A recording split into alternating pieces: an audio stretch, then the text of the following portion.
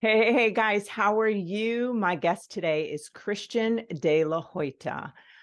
If you've ever had trouble with relationships or any kind of sense of low self-esteem, any kind of difficulty with personal empowerment, he is really the go-to person. He has a message about self-expression, like an authentic self-expression and personal empowerment. And if you've struggled with anything around self-doubt or a sense of purpose, this is the person that you really want to listen to. He teaches people and explores how we step into power in a different way that's not about classes or about control, fear, or force and domination. The message of the book is about it's the relationship, how to transform from the relationship to power so that people can stop selling out on their personal power and free themselves from kind of self-sabotaging behaviors. He's a person that can help you to heal toxic patterns in relationship and negotiate like power struggles. And, who doesn't need to hear that? I'm going to read his bio. I'm really just excited to have him on the show. When I researched him and stalked him, he has a TEDx production that was really incredible. It took me in, it made me a better person. With 30 years of experience, Christian de la Huerta is a sought-after spiritual teacher, personal transformation coach, and leading voice in the breathwork community. He has traveled the world offering inspiring and transformational retreats, combining psychological and spiritual teachings with lasting and life-changing effects. An award-winning, critically acclaimed author, he has spoken at numerous universities and conferences and on the TEDx stage. His new book, Awakening the Soul of Power, I love that title, was described by multiple Grammy Award winner Gloria Estefan as a balm for the soul of anyone searching for truth and answers to life's difficult questions. So what you can look for, you can get more information about Christian on his website, which is www.soulfulpower.com. I'm so looking forward to hearing all of the interesting things about him and how he can really teach us about how to become free and how to be personally empowered. So without any further ado, we're going to bring Christian on. I hope you guys really just take it in and spend the time, maybe even jot down notes. Understand that if you truly listen in, your life can be transformed. Hey, guys, how are you today? It is Allison from Allison Answers and Lager Counseling Services. I have a very cool guest on today. His name is, now I just learned this backstage, if we want to call it that, Christian de la Huerta. Did I say it right? Yeah, I did that's it? great. Okay, That's so great. on the bio, you're all just going to have to understand that we're all human. And I said de la Huerta, whatever I said was wrong. So everything I said about him was true, except for his name. But anyhow, so this guy right here, I just want to say that I really want to frame what's about to happen. You're about to learn about your own personal empowerment. You're going to learn about your own, how to understand how to manage getting out of self-doubt and relationship issues that are toxic, and about breath work. And I know you guys are all into that sort of stuff. So I'm going to try and pick the fudge out of this guy's brains to get as much as I can out of him before he leaves. Okay. So sit back, take notes, unless you're driving. Okay, people? All right. So welcome. Thank you so much for coming. I appreciate Thank you. you. Thank you so much for having me. I could already see we're gonna have a great time. We are. Yes, of course. That's the only time to be had, is a great time, as Exactly. far as I'm concerned. Me Yeah. too. We only have just like this moment. Isn't that true? That's it. Yeah. Yeah. And as we know, the older you get, the faster it goes. You could speak for yourself about that. Seriously. But But that's good. I love that. I always tell people that when they say, when we get old, I'm like, you could Oh, I talk didn't about, I didn't say that. I said, and this somebody explained to me mathematically, tell because me. when you're a year old, a year is 100% of our time. When we're 2 years old, a year is 50% of our time. Wait. Let me get that again. When you're a year, it's 100% of our time. When you're two, a year is 50%. Yeah. Correct. Okay. Yeah. So time does go accelerate, but that doesn't mean that age is not a state of mind. I think it is a state of mind. Yeah. You know what? That's interesting. I didn't even think we would touch on that, but I do. I mean, I see that, and I do believe that time does accelerate. But and time is a whole other subject because It's there's a really whole, we like could talk, no we could, such thing. no. It's which is incredible. Like all this is now, like life is right this second. Like you're the only person in my world right now, right? Exactly. Isn't It's that the weird? only thing that we know is real that is not a memory Yes. or hallucination, a projection into the future. The only thing that for sure is not in our minds Yes. is the present moment. Isn't that incredible? It's pretty incredible. Yeah. And the tragic part of it is how little time we spent in the present. Yes. Like we Yes. spend the majority of our time rehashing a past that is gone, done, will never come to be again, or projecting and fantasizing about a future that may or may not come to be. Yes. It's weird. I just did a video. It's funny that we're talking about this. I just did a video saying like we don't realize the power we have in this moment to create whatever our lives. We're always thinking about that path ahead. It's interesting that we're talking about that because right now is everything. If you can do Yeah. it in this head, heart, feet, all in the same spot, we can do Yeah. so much, That's right? right.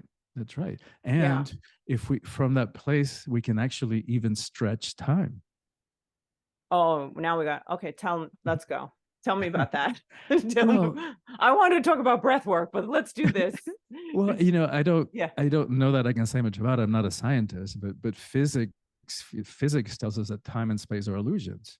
they So are. if we're in that place of the present moment, like rather than like say we're running quote unquote late to a meeting, we can actually from that place in the present moment like make time stretch. You know what? I've seen it happen. I think I've done it. I think I have Like even, too. yeah, I can't prove it, but I yeah, think I have too.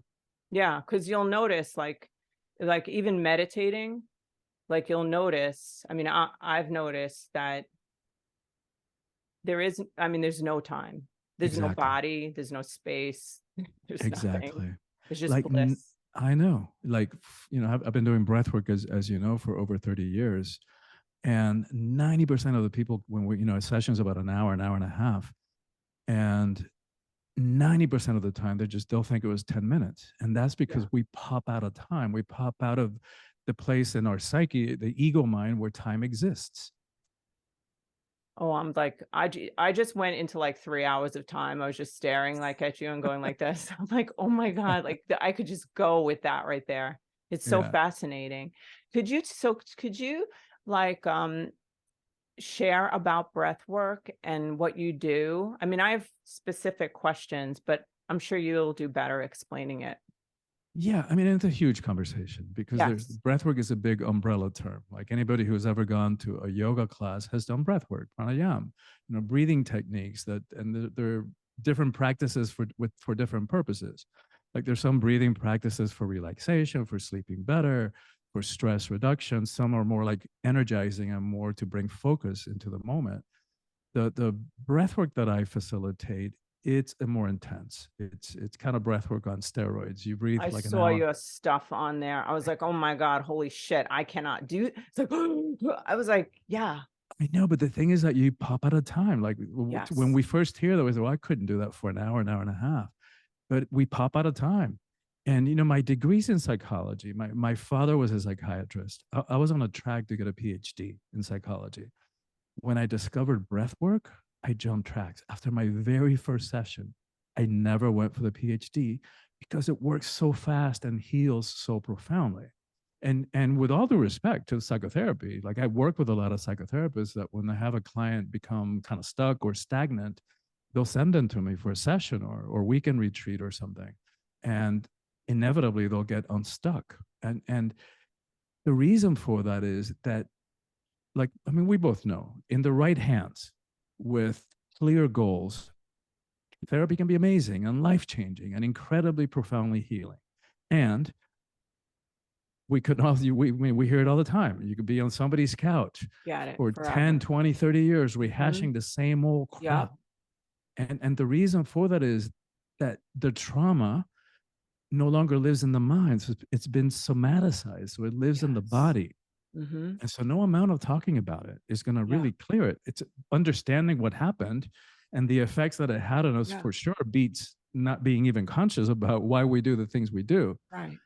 But the trauma now lives in the body. So a practice like breath work bypasses the minds and it goes to the source of it, where it lives in the body and it clears that energetic block. So to me, the ideal is a combination of the cognitive psychotherapy approach, understanding why we do the things we do, in combination with breath work.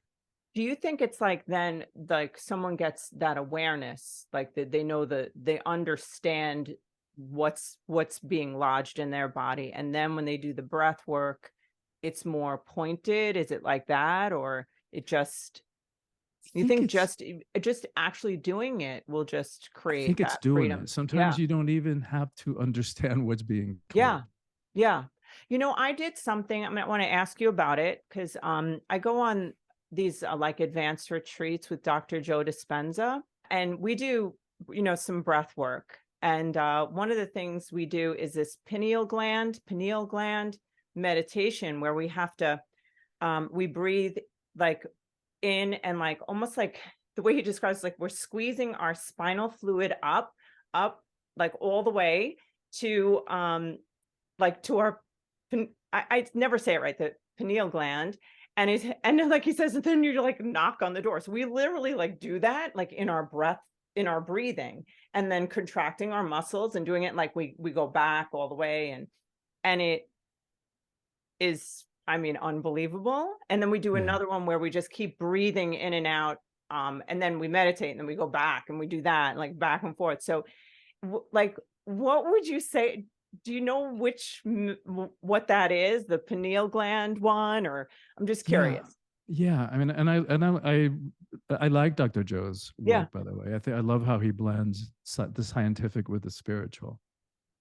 A lot of times what I also hear, Yeah. and people like psychiatrist Stan Groff, who also does a different modality of breath work, started out experimenting with psychedelics, with LSD, when he lived in the Czech Republic. So there's something to it, because a lot of times, I can't tell you how often I hear after a breathwork session, people will say, well, I got to the same place that I got to on a sacred plant medicine journey. I think, they haven't studied what's going on with breath work in the same way that they've studied meditation. There's a lot of research on the benefits of meditation. They're just now beginning to study breath work.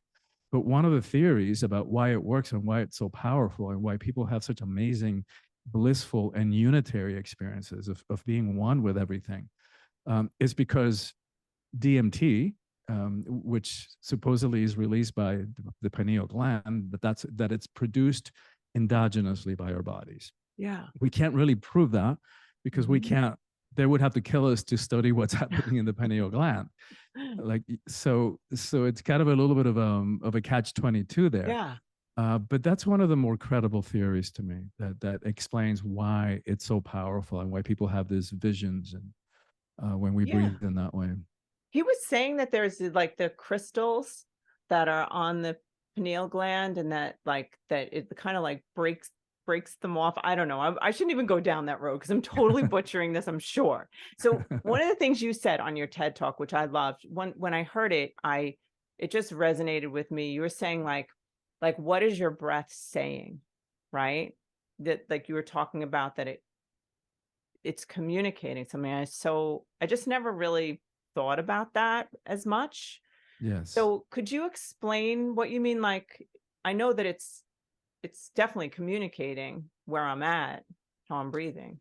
Yeah, yeah. I mean, first, let's say that the breath is our most loyal, our most faithful companion on this Yeah. journey of embodiment. Wow. Right? And that alone begins to shift our relationship with it. And then another layer of understanding that and expanding our connection to the breath, which most of us just take for granted.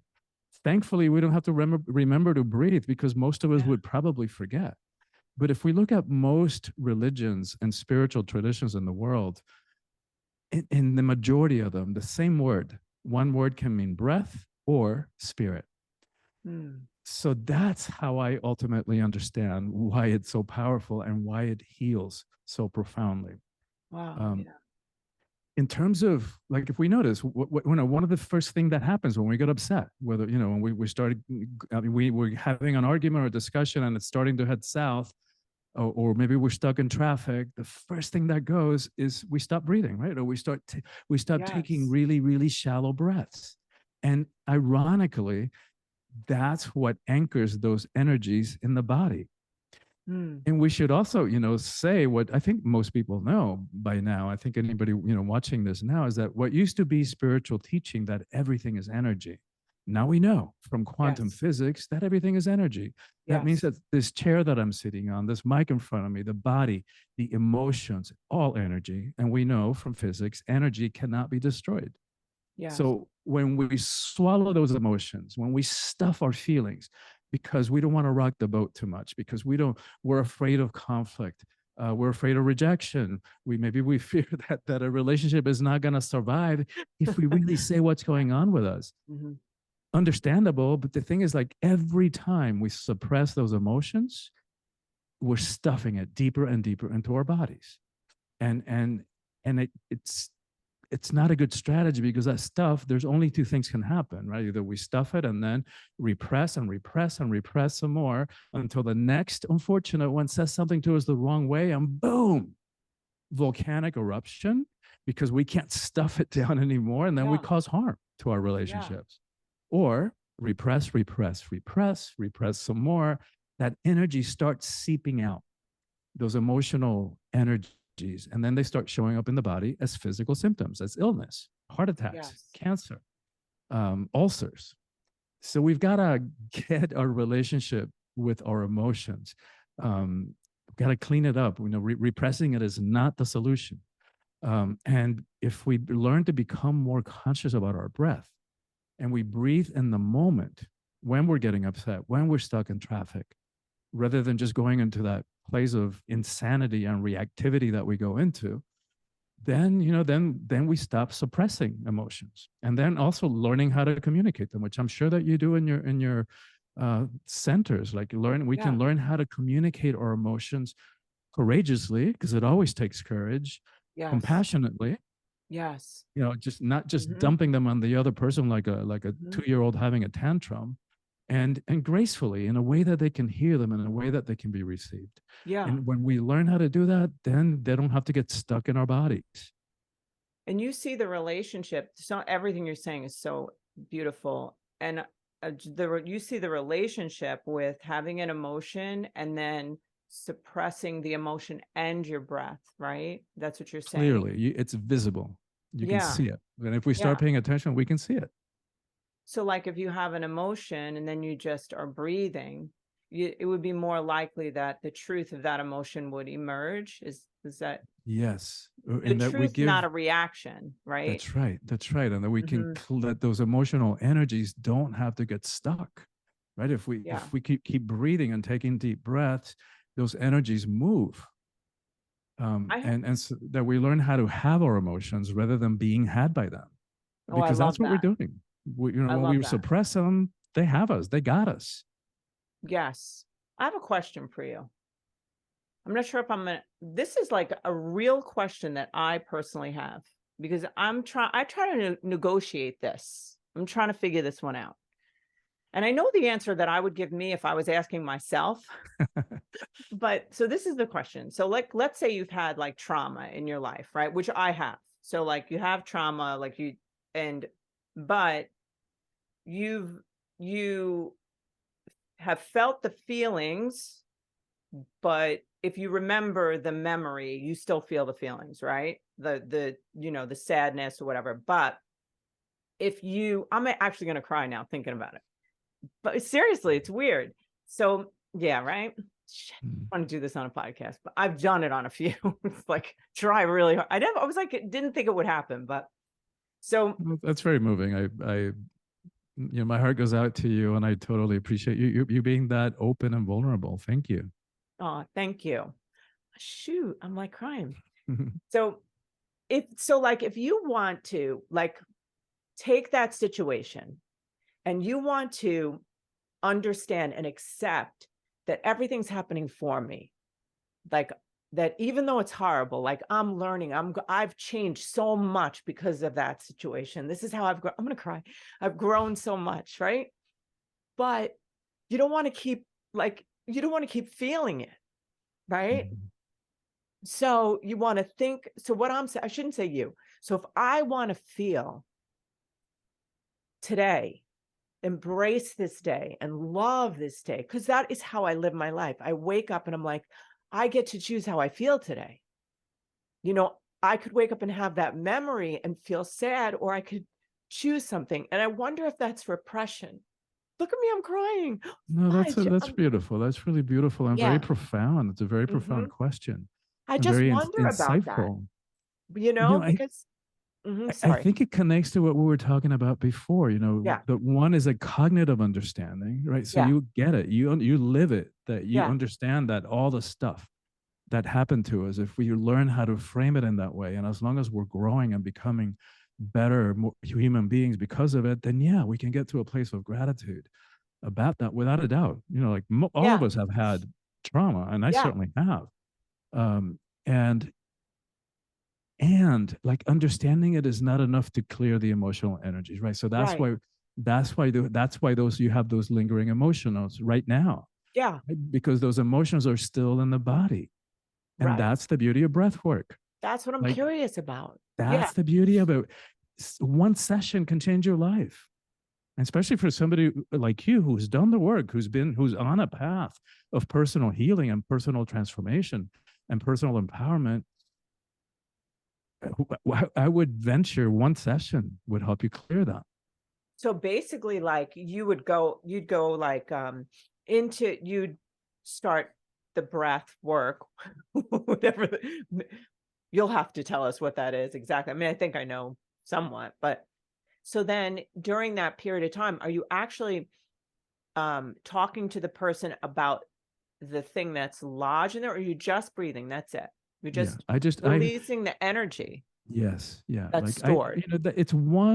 it's valid thing to have a particular intention when you start the session, right? So Yeah. that's a completely valid thing to have, especially like if there is one specific traumatic experience that you're still referring to and experiencing the tendrils of, then absolutely bring that as an intention. There's no guarantee that that's what's going to come up in that Right. particular session. Sometimes it has like time release and you have the insight or connect the dots a week or two later. Oh It's like, oh yeah. wow, Yeah. that's what my breathwork experience was connected to. Sometimes people have just find emotional releases and without having a memory connected to it. Mm. So my approach is more about letting go to the breath, allowing the breath to do what it needs to do. The more that I've done this, and now 33 years doing this, the more that it's become undeniable to me that the breath has its own intelligence. And I trust that intelligence. So Mm. I say, you know what, breath, do me. Like have Yeah. your way with me. And I trust that it knows where it needs to go in my body and in my psyche to clear those trapped emotional energies. That is so cool. And because when people have like really, hard experiences that they don't want to remember or think about because it just hurts too much. Yeah.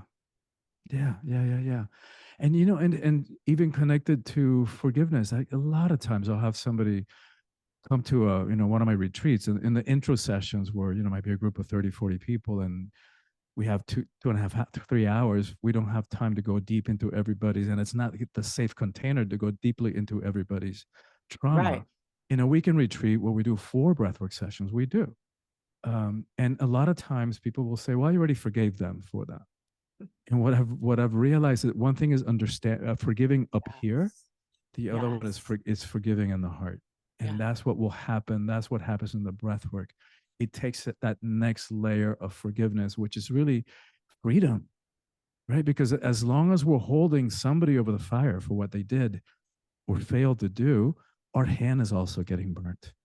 So forgiveness, Mm. I don't see a way around it. If we want to be free, we've got to forgive even what feels unforgivable. Yeah. And And it's not easy. It's heroic work.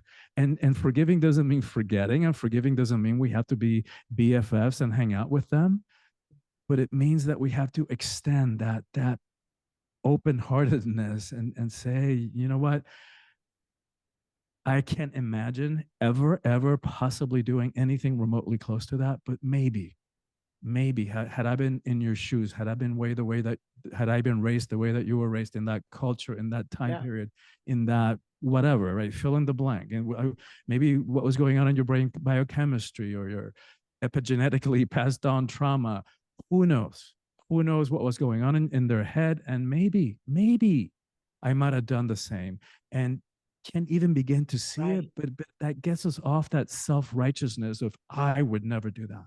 Yeah. Because as long as we've got that self-righteousness and holding on to that, forgiveness can't happen. Yeah. It's so important. I think that I almost like forgive everyone and blame myself. So it's like also self-forgiveness, Oh, because I that's really even the harder understand one. why other people do shit. I get Yeah. it, right? But isn't it Yes. funny, like, like not, like when you think of your own self, you Totally. know, people are less likely, well, maybe, I don't know everybody, but it's hard. Sometimes it's harder to forgive yourself, Totally. I totally agree with that. I think for Yeah. most of it is self-forgiveness is more difficult. Yeah. I can't believe how much I'm crying on this. What did you do to me? For God's sake, shit. I didn't expect this. It's embarrassing, but it's not. It's It's not happened to me. embarrassing. That's the whole thing. Emotions, Yeah. there is nothing to apologize about the emotions. They're Yeah. just energies. They're Exactly. just energy. Right? We have just been conditioned to believe that the emotions are weakness. And they're not weakness. They're not strength. They're not good. They're not bad. They're just energies. And if we take all that layer of conditioning out of it, then we're much more free to have our emotions. It is so true. And if we think about it, if going back to the 2-year-old having a tantrum, minute later they're playing like if nothing happened, right? That's because they're having their emotions fully. We get in trouble with the emotions because we stuff them, because we suppress them. And what happens when we suppress sadness, it congeals, it turns into depression. Yes. And when we suppress anger, it turns into rage. Yes. Yes.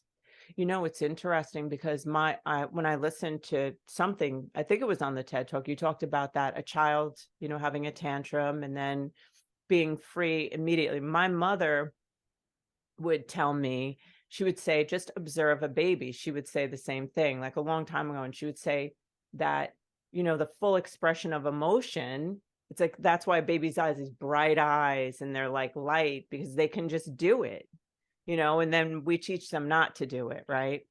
So, Yes, yes. yeah. And Yeah. and then And that totally connects into misogyny, yeah. right? Because especially for men, we've all been conditioned, but especially guys. Little boys don't cry since we were little kids. Yes. And why don't boys cry? Well, wait a minute. What is that? Because only little girls cry, and because that means that little girls are weak, and the feminine is weakness. Is like, wait a minute, some Mhm. pretty faulty assumptions in there. If you want to talk strength and courage and resilience, let's talk about the power of creation that resides in a female body. That's Um, right, man. Seriously, 4 and babies right here. I love it. And there's a story about Betty White, who left us about a year ago. And in her own unique way, she was in one of those group interviews, celebrity interviews, and somebody said something about having balls, and she goes, "Wait a minute, where do we get this connection about courage and strength and having balls? You thump those little things, and the guy bends over, collapses in pain. You want to talk courage and you want to talk strength? Let's talk vaginas. Those things take a pounding. I heard that. I love that. She is so damn funny, and it's true, It's right? true. It's And true. we've totally butchered, I think, both the masculine and the feminine. Totally. You Totally. said something, I saw somewhere, it was one of the questions that you could ask, but I never like to do that, but they were really good questions, I have to say. You made good questions, but about like the masculine, like true masculine energy. true female energy. I'd love to hear what you have to say about that. Well, it connects to the book that we were talking about, Your book? backstage. Yeah, my book, Awakening the Soul of Power. Awake. Yes. Because we all struggle around issues with power. Wait, let's Um, say that again. Awaken soul power. Awakening the soul Awakening of power. the soul of power. Okay. So how do we step into power, personal power, in a different way, a way that's not about hierarchy, about control or fear or force or domination? How do we do it in a way that doesn't require that I push somebody down, step on them, put my knee on their neck in order to feel powerful? And it's for everybody. We all struggle with it, but it has a particular message about the empowerment of women. And that comes from my conviction that that is the single most important thing that needs to happen in the world. Not to idealize women, not to put women up on a pedestal. Women also abuse power. And it's not to give women more crap that they have to clean up in this world of ours and this mess that we have created. It's because as a world, as a species, we've been running so off balance, so off kilter, where it comes to the masculine and the feminine energies. Yeah. And I believe that when women are in 50% of power in this world, we're going to have a very different relationship to war and poverty and hunger and how we treat the environment and social justice, to all of it. So for me, it's like a strategic thing. And, without diminishing the price that women have paid during the last several thousand years of patriarchal hierarchy and oppression, this power over approach to power and relationship to power, instead of the more feminine, which is power with. If I'm in my power, why would I be threatened by you having your power? This is not a zero sum game. Yes. I can handle whatever's coming my way when I'm in my power. But the thing is that men have also paid a price for that system of little boys don't cry. Yeah. And this misunderstanding of turning the emotions into weakness. Yes. Because let's look at a couple of statistics. The rate of suicide in the US, men commit suicide 4 times as frequently as women. And in fact, 70% of the suicides in the US are committed by middle-aged white men who pretty clearly still have the majority of the power in the world. And we would think, wait a minute, there's something wrong with that. And if we look at because you would think if the group that has the most privilege and power should have the most benefits. If we look at longevity, women outlive men by 5 years in the US, by 7 years globally. And I think that part of the reason for that is because of what we're talking about, the emotions. Yeah. Because men have been trained to walk around like these uncaring, unfeeling robots. Yeah. And that energy just is not going to go away, and it's going to start showing up as symptoms, as physical symptoms. So it's not a good strategy. You know what I wonder? I would love to hear what you think about this, because I find it interesting that you're like you're a proponent for women, because I saw that, and I think that's so cool, empowering women. But there's this odd thing that I have, like this, I feel like a proponent for men. Yeah. Which is and I don't know why. I used to hate men when I was like in my early 20s, like literally hated them. And now I just so appreciate like a true, like a whole man. And I just think that our society, like even just, there's so many little nuances everywhere that make fun of men. Just that they're clueless, and all the cartoons, like the fathers are dumb, even saying dad jokes. Yeah. So a man who says a joke that's kind of innocent and sweet, and it doesn't have any like vulgarity in it or anything, like that is like a dad joke, and he's dumb. And I was like thinking, like, think about that. Like there's so many things. And I feel like with men and women, which I know that this is your wheelhouse. I love this too. I just feel like men and women there's not a war of sex. Like there doesn't have to be that. And it's like, there's such a simple way for men and women to get along. And I think that we've been sold a bill of goods.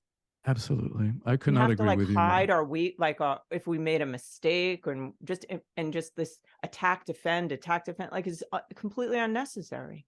Yeah. You So know, I I would love to hear completely. your thing on relationships and all No, of that. I'm with you Mhm. 100%. I love there's a theologian by the name of Teilhard de Chardin, Mhm. who said that we are spirits having a human experience. Yeah. At Mhm. the level of spirit, it doesn't matter one bit what's between our legs Yes. or on our chest or what we do with any of that. Mhm. Um, we get stuck in these artificially contrived definitions and roles of what it means to be a man and what it means to be a woman.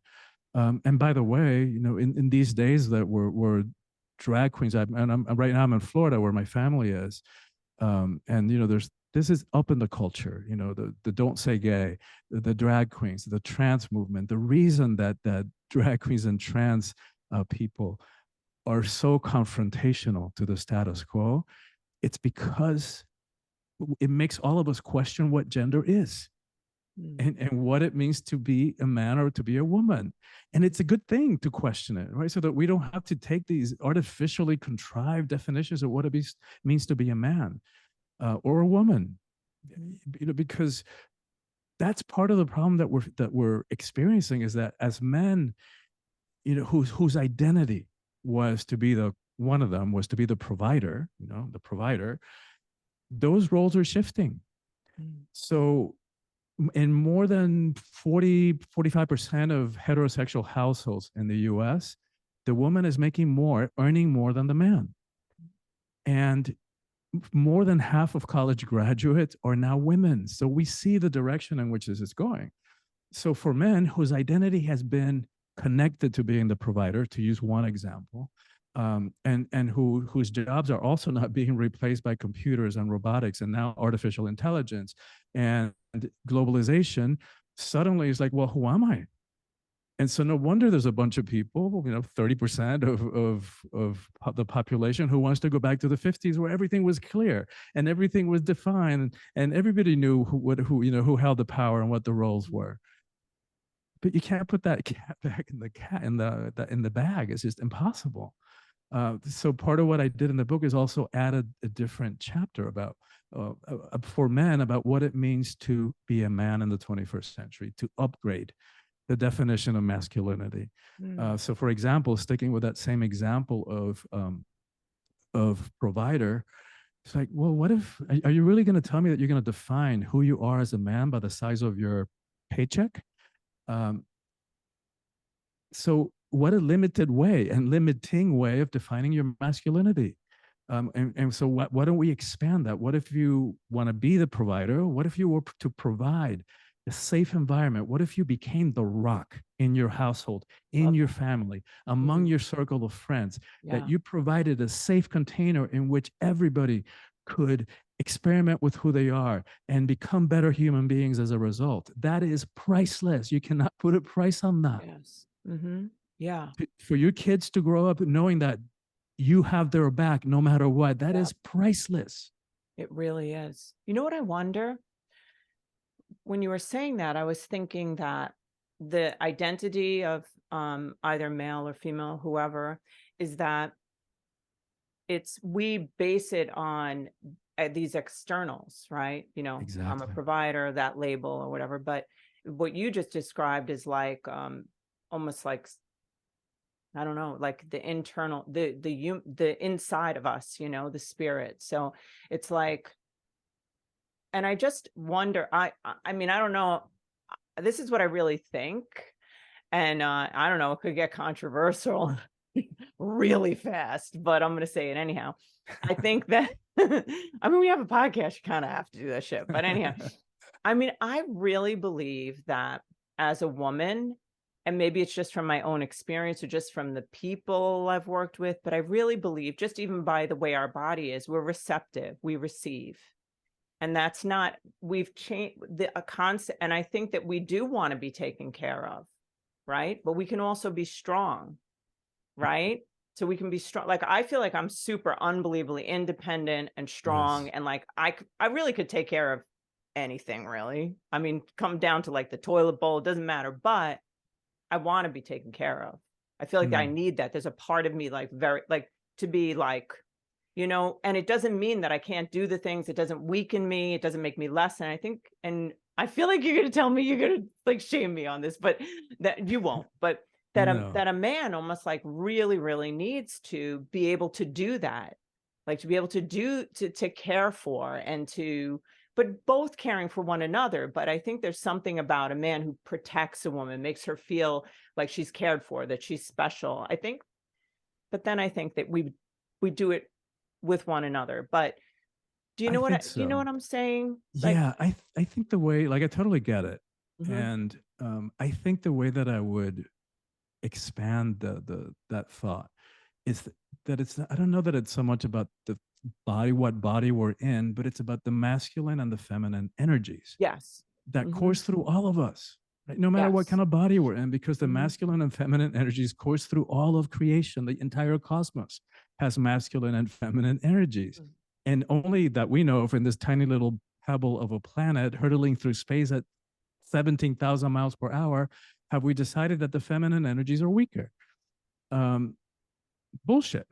No, Just it's not to weaker. cut I mean, through I it. know that, but I Yes, don't mean it's weaker if you need to be I taken care of. know. I Yeah. know, I know, but Mhm. I think you the part that we all have that. So there's a part of you that is this incredibly powerful leader and entrepreneur and business leader. I mean, just that's traditionally more the proactive masculine energy that goes Right. out into the world and makes a difference and makes stuff happen. Yeah. Those are coursing through you, obviously, very successfully. And then there's the feminine energies that we all have that are more receptive. Yeah. That most of us, by the way, no matter what body we're in, have a difficult time receiving. That's Um, true. and Mhm. that's the more feminine, receptive, the more sensual, the more fun, the more playful. Mhm. And we all have both of those. Mm. And as a man, there are times where I want to be taken care of as well. 100%. Yeah. So, yeah, and I agree with that, and I think that that should happen for sure. Like, I Yeah. think that's so important that both people are taking care of one another, right? That's where I land Whenever on there's my yeah. fan. I land on the balance. Mhm. Yeah. The, when you describe you were saying, I wanted to ask you a question that I wrote down, I don't wanna forget it, is that, you were saying that when that with the breath, right? That Mhm. that when the breath is like not present in our body, like when we stop breathing, that we become lost in the labyrinth of our mind, Mm. right?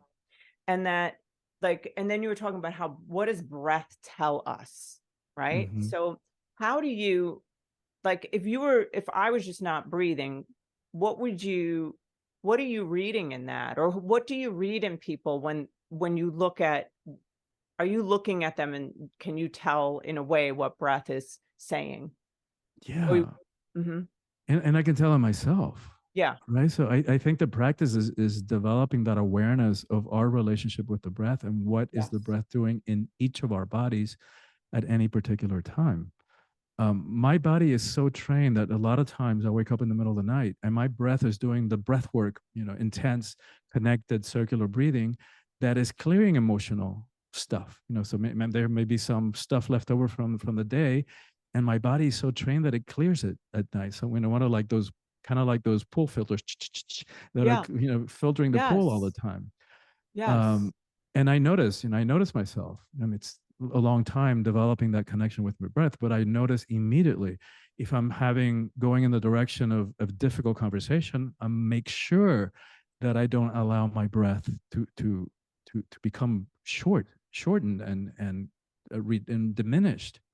There are swamis in India that have that much control over their body that they can slow down the heart, and some of them can mimic states that are almost indistinguishable from death.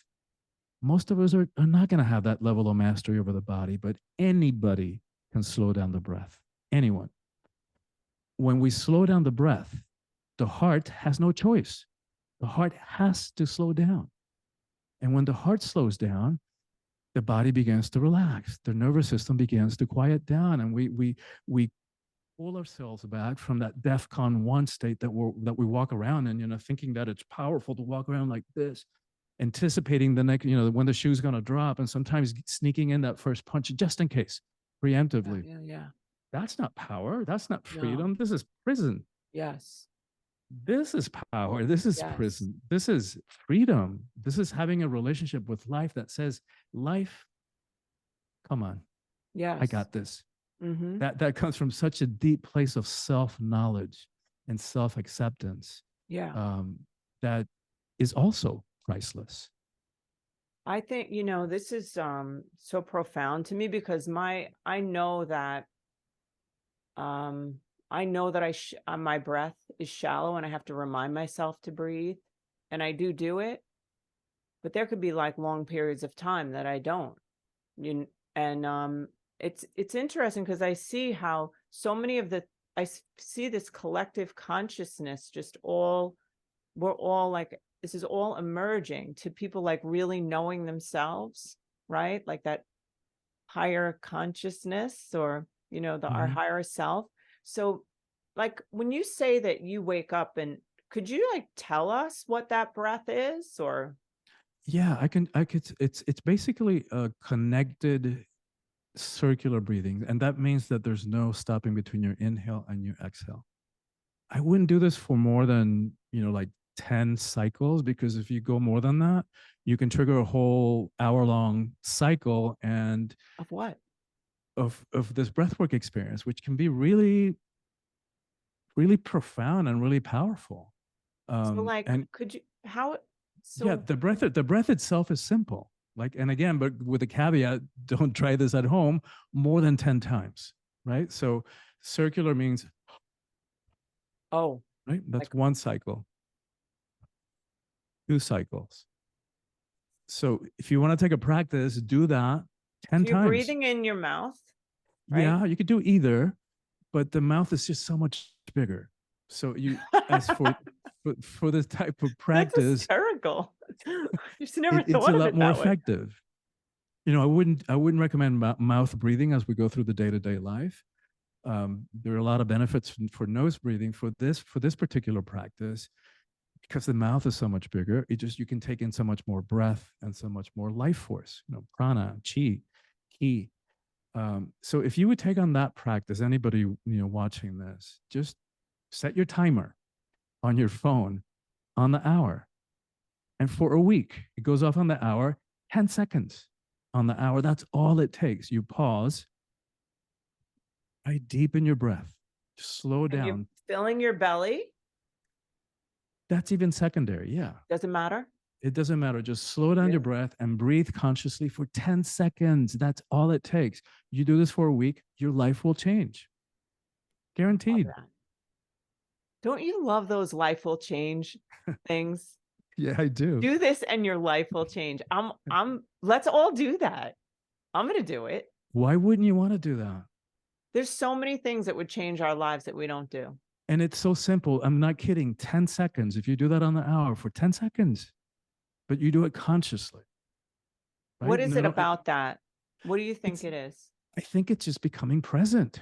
It's about Okay. becoming mindful, and also connecting with the breath and training the body to slow down, because we get sucked into our minds. What the Buddhists call the monkey mind, which Yes, is, the ego mind, which is, that's where the prison is, right? it And we is. don't, we can spend a whole hour. And when I do a retreat, we spend, 2 hours session just talking about the ego. In my book, in my year-long coaching program, we spent the whole first quarter, understanding the ego and why we do the things we do, right? And how the mind keeps us in a self-made prison of fear and lack and limitation and reactivity and victimization and projection, etc. So if we want to have relationships that have a chance of working, if we want to have that sense of personal empowerment, if we want to have a sense of a life that is filled with meaning and with purpose, we have to understand what the ego is.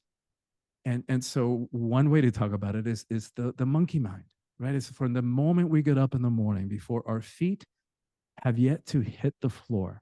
It's already going. It's already having something to say about everyone and everything. And that's the part of us that's futurizing and ruminating about the past until we fall asleep exhausted at the end of the day, if we're able to fall asleep, because sometimes that little mind keeps us going through the entire night. And I know that anybody watching this has had that experience because Yes. it's part of the human experience. Yeah. And that comes from, anxiety comes from futurizing, from having fear about what may or may not um, come to be. And when we ruminate about stuff and then get stuck in it, like we were talking about in the beginning.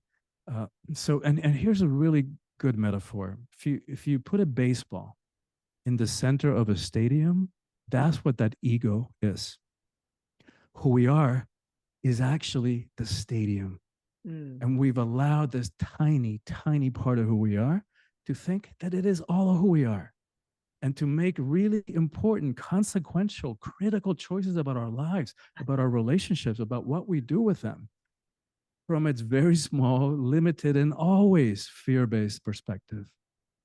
What do you think? What do you think the reason that is? I mean, that's another huge conversation.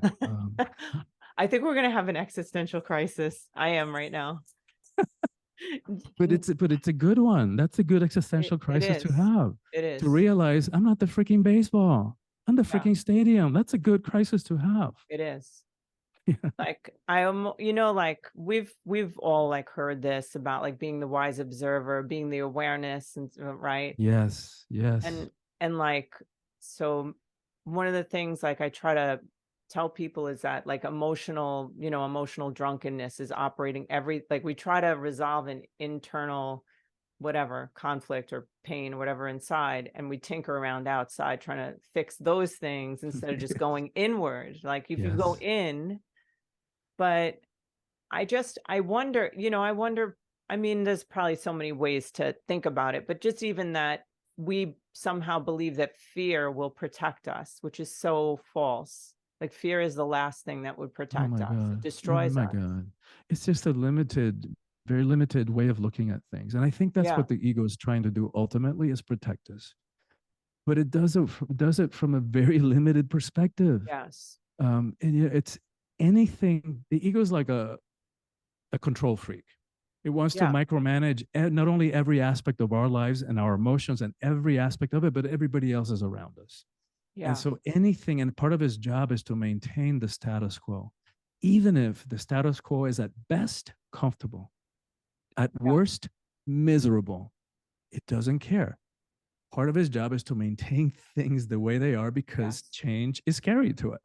Yeah. And but it's understandable, but not a good strategy. Again, it's just not a good strategy, because the stadium, and call it whatever you want to call it, whether you want to call it the soul, the voice of intuition, our higher self, whatever, our own piece of sacred real estate. Mm. um, we are cliff divers by nature. Yeah. Like, we are risk takers. We thrive on that. and, Yes. and yet Where we've life given all is. our power away to that tiny, tiny, tiny, tiny little baseball stuck in Yes. fear. You know what? This is like, I hope I am able to ask this question because it's like very abstract, but I hope I can get what's on the inside outside. I'm going to really try. So, you know how like entrepreneurs, you're an entrepreneur, I'm an entrepreneur, and this podcast, a lot of it is about like crushing mediocrity, right? So much of the circles or whatever that I'm around or whatever, it's always like, get up and do it. Like, it's like, it's like that, with the Arte, we're gonna have David Goggins on, but I see power in the flow. Like I feel like when I'm clear and I'm just in bliss and love, like I'm getting more done. I'm doing one thing that has more power than the 10 things I could do in that like hard ass state. So so I just am wondering, so like how, if the concept of slowing down, I think is small is the new big. Like I so I kind of look at it like that's where the power is in this moment. So I don't know what my question is. My question is like the comparison of like people who really have drive and they want to like succeed, because I have that, but you're talking about like this excitement, like I'm going to jump off that cliff and grow my wings on the way down. Like that's life. That's That's life. exuberance Yeah. without fear. The other one feels like I'm going to crush this. I'm going to compete. I'm going to fight to I got to fight hard to get this. To me, I don't want to live like that. So I hope anybody who's listening doesn't get mad at me, but and I believe in like just going and succeeding. I just am curious what you think about that. No, I think it's a beautiful and profound question that you're bringing up. Because I mean, in order to succeed in business or in life, you have to have discipline, Yep. and you have to have dedication, and you have to have commitment, and you have to do things that you may not love doing. Um, Right. and so that takes discipline. But I agree with you. To me, that go you got to destroy it, with all due respect, feels like a hyper masculine, testosterone filled way of doing it. The way that I think about it, motivation, I think is more nuanced. I think the way that I think, so we set a goal. Inevitably, resistance is going to come up because of the ego structure. So the way that I think about it, what needs to happen is that our desire for whatever goal that is, or for whatever outcome that is, our passion for it has to be greater than the resistance Yeah. that comes up in order for action to happen. Yes. And to me, that feels like a different approach. And it is much more inner directed, it is much more intuitive, and it is much more in the flow, being in the flow. And it is much more of a mindful approach of understanding, going within, like you were saying, and understanding why we do the things we do, Yeah. and what are our triggers, and what are our behavior patterns and relationship patterns, and why do I tend to give away my power in this type of relationship versus that kind of relationship, and why do I tend to self-sabotage what so many people do, right before a big project or a big success, through or sabotaging it, something happens. And Yes. so, but to me, it's like, yeah, we can override it, and in that really hyper masculine way, more effective, I think, would be like asking ourselves, what am I really afraid of? Like, Yes. what is going on under the surface of the psyche, of my consciousness? Like, why do I fear success? Is it fear of failure? What's really going on there? And once we get to those really unconscious drivers, and we can do something about it, whether we go to Yeah. therapy in one of your centers, or whether we do breath work, combination thereof, but we can't do anything about what we're not aware of. Yeah. Yeah. I know that's a big thing that you talk about is the power in relationships. I want to respect your time too, because I could just keep going and crying and just being on this thing for like 4 hours.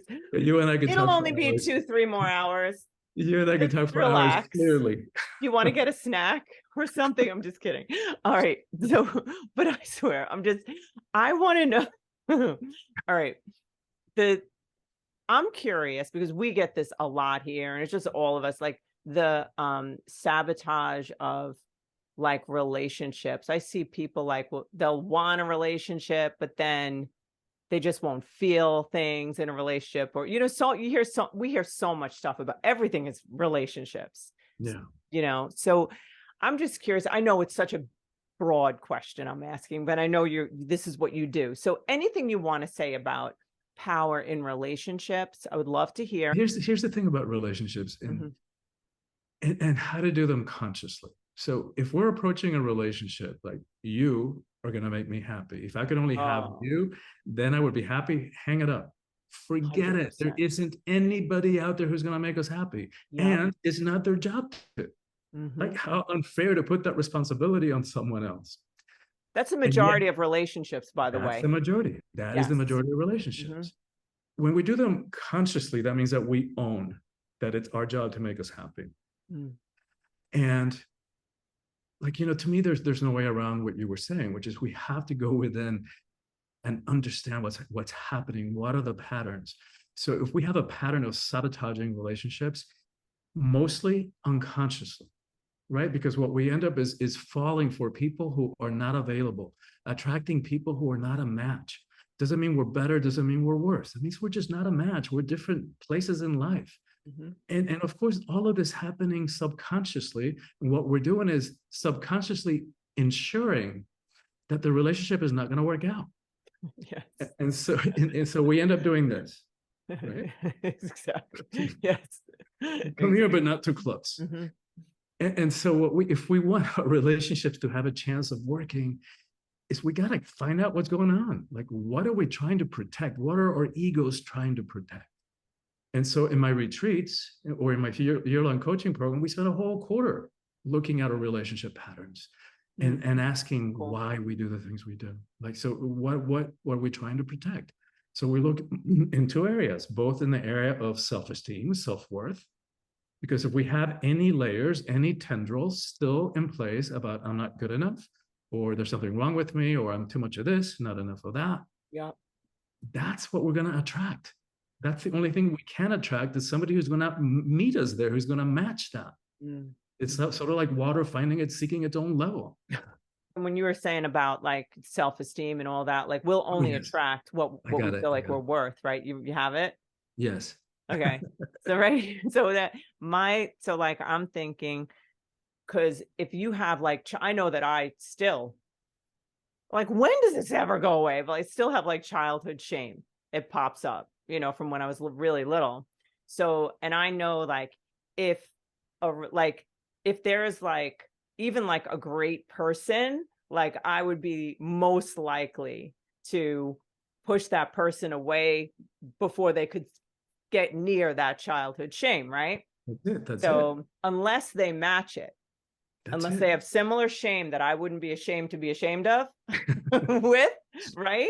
Then, all right, I'm all right. Cause now I know That's you it. come from you work out from the same cloth. We can do this thing, right? But that's like such a, it's amazing how we call to us what we believe we're worth. Yes. Yes. And you It can really is amazing. consciously change that.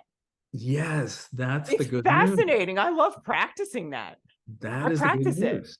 I'm And with like, breathwork, okay, I drew that in. yes. And And you with could just breathwork, you notice can it. go to the source of those childhood traumas, those misunderstandings. That's all they were. Just stuff that we heard or misheard, or one of our parents said something in a moment of overwhelm or reactivity Mm-hmm. and said something to us, and we took it on as truth, like there was something wrong with us. There's Yes. nothing wrong with us. Mm-hmm. So these are just misunderstandings of young minds that didn't know any better. Yep. The other area, and they can be healed, they can be cleared. The other area to look in is what are our beliefs about relationships? And a lot of it is going to be unconscious too, Yep. subconscious. But if our parents got divorced when we were kids, to use one example, and we lived through that whole trauma and all the anger and all of the disagreement and all that kind of stuff, and we reached a conclusion, was like, I'm never going to do that. Yep. If we still have that going on, there is no way. Like, who in the right mind would want to get into a relationship? So, but we want it, so that's what we end up doing this. Yes. Right. Or if we have beliefs that, if I get into another relationship, I'm going to be cheated on, I'm going to be left, I'm going to be I'm going to be betrayed, I'm going to lose myself. Like, who in the right mind would want to do that? And don't you think that I mean, I know I do. I just assume everyone else does. But like, don't you think that like whatever we associate with a feeling, like let's say love, like let's say we associate, I don't know, insecurity or whatever we associate, they're wired together, that like that is influencing, like we have to disconnect, like it's a belief, obviously, right? So, I mean, I got lost in that question. I don't even know what the hell I was asking, actually. But so I feel like all of this stuff is like impacting. I don't feel it. I know it. Like, and you know what? I think this resonates with you. I think that since you were talking about speeding up of time, we were talking about that, how time just gets faster. What I'm noticing is the more I am aware of my beliefs, like if I don't like something, whatever it is, I ask myself what I believe about it, right? So then whatever, and then I try to shift and I look and notice what's in my life, what's coming to my life, right? I notice how quickly, like I know I don't know if you think this is crazy, because I'm noticing it now in a really hyper speed way, that if I think for a day in this really like weird, like old way, someone will show up in my life that matches that fast. Yeah, I agree. Does it like, do you, I, I didn't, maybe it's just that I didn't notice it before, or it's just fat. I don't know. It seems faster, I but agree with you. And I don't know if it's from awareness or whether we're all collectively speeding up, but my experience is I share that experience with you. I'm so grateful. You have so much to offer. I feel like you made me cry, which because you have that essence about you. You just have so much to offer people. And can you tell like everyone where they can find you, how they can just they can just benefit from knowing you? I felt like when I listened to your TED talk, I was different from listening. Well, thank you. That is so beautiful and so meaningful. I'm very moved by that. Mhm. And I have loved this conversation, by the It's way. so nice, right? I love the Yes. connection and the depth of connection and how it just flowed back and forth and how Yeah. natural and organic. I loved it. Yeah. And so, in terms of reaching me, in terms of getting the book, you can get Oh, it at your local bookstore. Just order it at your local bookstore, Awakening the Soul of Power, or you can get it on Amazon.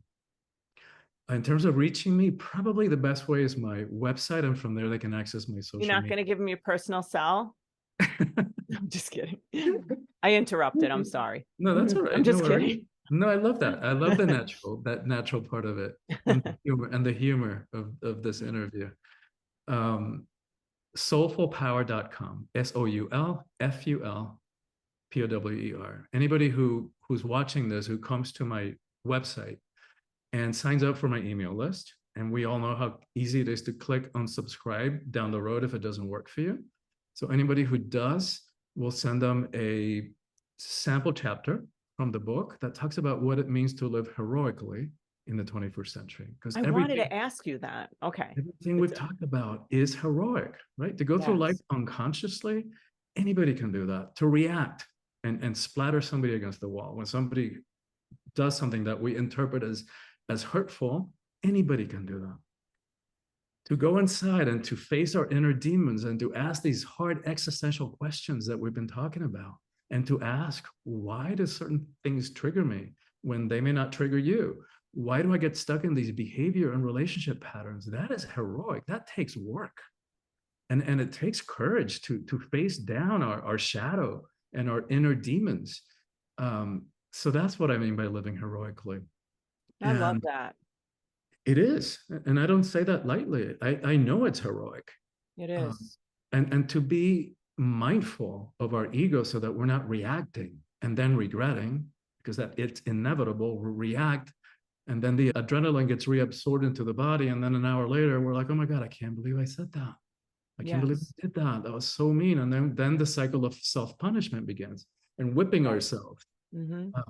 Not a good strategy either. And so we'll send them a guided meditation that I created a couple of years ago in the midst of the pandemic, that talks about how do we find a place of trust in the middle of chaos, a place of centeredness. And we send them some power practices from the book, also designed to integrate the teachings so that they don't stay at the level of good information. We don't need more information. We've got information overload. What We we do. need is transformation. Oh, And that yes. only comes from really living from a set of teachings, taking them on. I just was just gonna like stare into space for a few minutes because I was absorbing everything you were saying, and it's so true and powerful. And you're gonna laugh at what I thought of. It was such a tangent, but I was thinking about I have this little Rottweiler puppy that I got recently, Hmm. and like she's turned rogue, like wild beast animal. She's a baby, like really like ferocious. Like I'm not kidding. And like like and I'm like, oh my God, like because I'm nice. I have dogs. I have a lot of dogs. I have 4 dogs, and I'm nice to them. I love them, but her, I'm like, oh my God, stop, because she goes like crazy and she's like attacking the other dogs, and you're like, you can't, like, you have to like, I feel like I have to grab her, but that's the only way I can stop her, right? But my whole point in this is that something I just started just like noticing. I'm like, really? So she's being wild and like aggressive, but a baby aggressive, not, probably playful, but almost like a little frustrated. And I know Hmm. she wants to exercise and have fun and all that, right? Or she's tired, like a baby. You're So then right. I'm like, all right, wait. I'm like, okay, what would create more kindness in Mm, her? And all the training would say like, no, like not to do that because you don't want to reward right. aggressive behavior. So I'm like, you know what? I'm just because I didn't want, so when she does things, I try not to like be nice to her. So I said, I'm gonna try a different approach. I'm gonna just try my spiritual approach that I would with a human being. And I was like, come here for a minute. I just started like rubbing her. She's like trying to bite me and going, "Argh!" Like I'm like, holy fuck, like what is this? I feel like it's Stitch from Lilo and Stitch, whatever that story, right? Like this wild alien, whatever. So she's just like, and I started rubbing her and tell, I love you, it's okay. And she just like melts, Mm, just lovely. tired and like a baby. So then I'm like, you know what? I'm going to train her the way I want to train. I'm going to show her how to be kind. Now, I could be crazy. I maybe in a year, you might think I have a ferocious, I could be 100% wrong. But I feel like it all relates to that. I don't even know. I trailed off. I feel like it related to what you were saying. No, I think you're totally right. It's worth trying. You know, if 3 months and she's still acting out, then maybe get a trainer and try that. And I'm not a dog person or a dog trainer or by any I stretch wasn't of like the. saying about the dogs, but like the spiritual I part, think you're right? right about that, right? Like what's going on underneath the surface that it wants to, so Yes. when she feels safe and cared for, then we're bypassing that need to show how powerful she is and to be so aggressive and to feel like maybe she's got to act that way to defend herself because she's tinier than the others. Who knows? Or she just wants to rip them apart or something. I don't know. But anyhow, so that thing that you just shared, all of that is so powerful. I hope I didn't derail you with the dog story. It just resonated for me somehow. But No, I love it. I love it. I love everywhere path that we took. I had a great time. yeah. So I just want to thank you. I want to thank you also for what you're offering everyone, because that is so valuable. I'm gonna take full advantage of that too. I think it's just incredible. And I don't know if you'd ever want to come on again, but if you do, I would love to have you on. I think you're such a Hmm. great inspiration. I Yeah. would And love it. I'm serious. I don't BS. I would love that. yeah, it would be so good, right? Mm. Yes. And I've had such a wonderful time, and thank you for having me, and thank you for having the podcast, because in your willingness to do that, many lives are being helped and impacted and assisted on their own journey of healing and transformation. So thank you, sister. Oh, thank you. All right. It's a wrap.